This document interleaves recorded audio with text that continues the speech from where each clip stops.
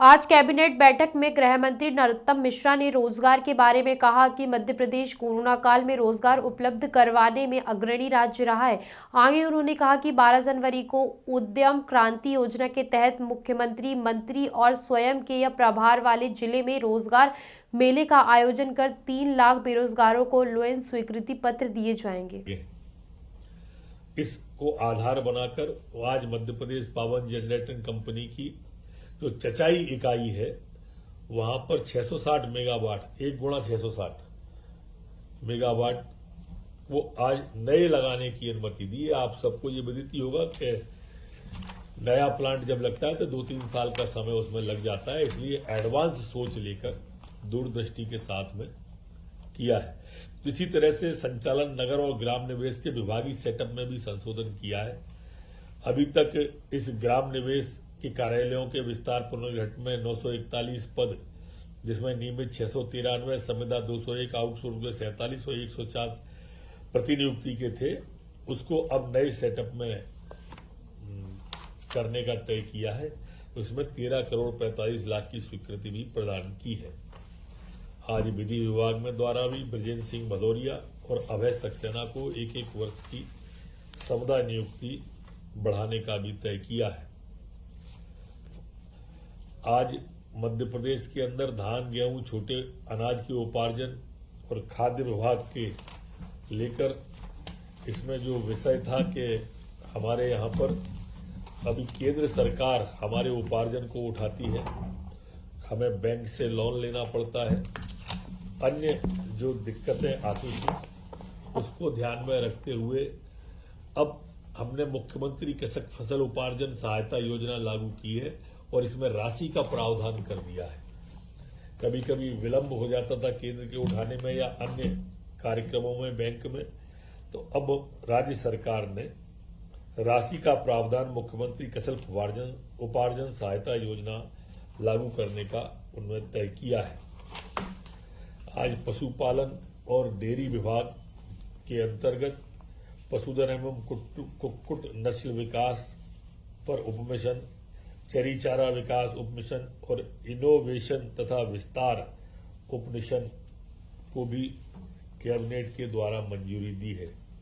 ये एक बड़ी महत्वाकांक्षी योजना है, ये भी रोजगार की दृष्टि से काफी महत्वपूर्ण योजना है। इस पशुधन मिशन योजना के क्रियान्वयन की सहमति मध्य प्रदेश ने दी है। इसमें हमारे बकरा, बकरी, भेड़, कुक्कुट, गाय, बैल, भैंस, इन योजनाओं को, चारा योजनाओं को, इसमें सब में रोजगार के अवसर सीधे किसानों को फसल के अलावा भी देने का राज्य सरकार ने तय किया है। चिकित्सा महाविद्यालय भोपाल, इंदौर और रीवा, ये भी बहुत महत्वपूर्ण निर्णय है।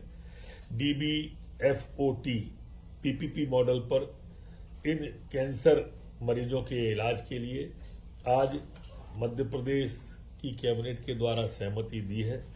इस योजना में अब कैंसर मरीजों का सुगम उपचार हो पाएगा और काफी कम रेट पर ये PPP मॉडल पर उन्हें ये सुविधा मुहैया कराई जाएगी। आज 3 अलग अलग निर्णय थे।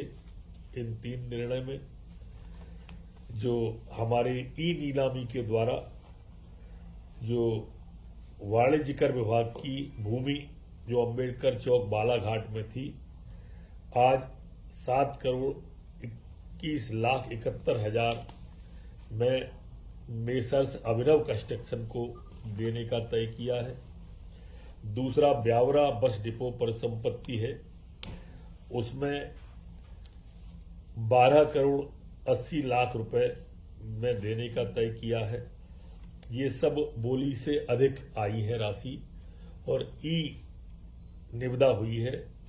ई निविदा में बोली में शामिल हुए 100% राशि जमा करने के बाद में इनको दी जाएगी। इसी गृह मंत्री ने बच्चों के वैक्सीनेशन अभियान में प्रदेश को अव्वल आने पर बधाई दी। वहीं कैबिनेट बैठक में मुख्यमंत्री कृषक फसल उपार्जन सहायता योजना लागू करने के प्रस्ताव को मंजूरी दी और नवीन राष्ट्रीय पशुधन मिशन योजना का क्रियान्वयन प्रदेश में किए जाने का निर्णय भी लिया गया है। एक तो 15 से 18 वर्ष के हमारे जो बच्चे थे, बेटे बेटी थे, उनका वैक्सीन में हिंदुस्तान में मध्य प्रदेश अग्रणी राज्यों में आया है। और इसके लिए सभी को, बच्चों को भी, पैरामेडिकल स्टाफ, डॉक्टर, नर्स, हमारे अधिकारीगण, मंत्रिमंडल के साथीगणों को मुख्यमंत्री जी ने बधाई दी और मुख्यमंत्री जी को सभी मंत्रिमंडल ने बधाई दी। दूसरा जो महत्वपूर्ण विषय था वो हमारा मध्य प्रदेश जो रैंकिंग आई है उन राज्यों में बेरोजगारी में हमारे यहां सबसे कम है। रोजगार के अवसर हमारे यहां सर्वाधिक उपलब्ध हुए, जबकि कोरोना काल था। इस कोरोना काल में भी